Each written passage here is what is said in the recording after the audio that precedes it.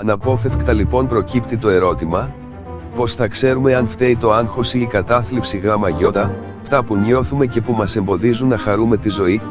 Τόσο το άγχος όσο και η κατάθλιψη είναι πολύ συχνές ψυχικές διαταραχές, γάμα-γιώτα, αυτό και συχνά συγχέονται, αναφέρει η Άλισον Ρος, ψυχολόγος και εκπρόσωπος του Αμερικανικού Συλλόγου Ψυχολογίας, ΑΠΑ.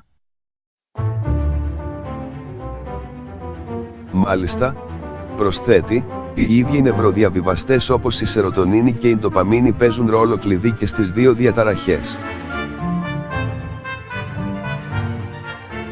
Αν και το άγχος και η κατάθλιψη μοιράζονται κάποια κοινά αίτια και συμπτώματα και πολλές φορές αντιμετωπίζονται με τις ίδιες μεθόδους,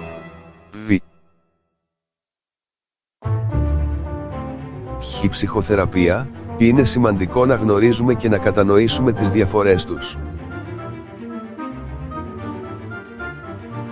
Η σωστή διάγνωση είναι άλλωστε η αρχή για την αντιμετώπιση οποιασδήποτε πάθησης.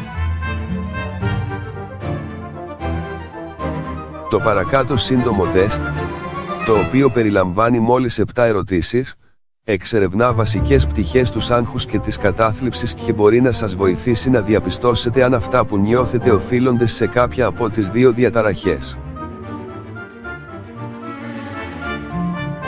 Σημειώστε σε ένα χαρτί τις απαντήσεις σας σε κάθε ερώτηση και δείτε τα αποτελέσματα στο τέλος του τεστ. 1. Νιώθετε συχνά μελαγχολία και ξεσπάτε ξαφνικά σε κλάματα? Ναι, α, όχι, γ, 2. Έχετε νευρικότητα και στρες και φοβάστε για το μέλλον? Ναι, β, όχι, γ, 3.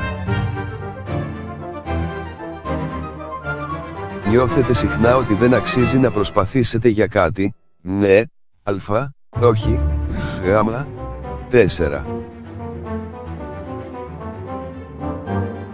Δυσκολεύστε να συγκεντρωθείτε και ή να χαλαρώσετε? Ναι, β, όχι, γ, 5. Έχετε παρατηρήσει αλλαγές στην όρεξή σας, αύξηση ή μείωση, και στο βάρος τον τελευταίο μήνα? Ναι, α, όχι, γ, 6.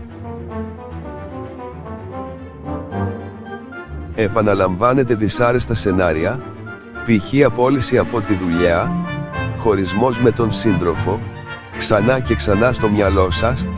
Ναι, β, όχι, γ, 7. Έχετε χάσει το ενδιαφέρον σας για πράγματα που παλαιότερα σας ευχαριστούσαν?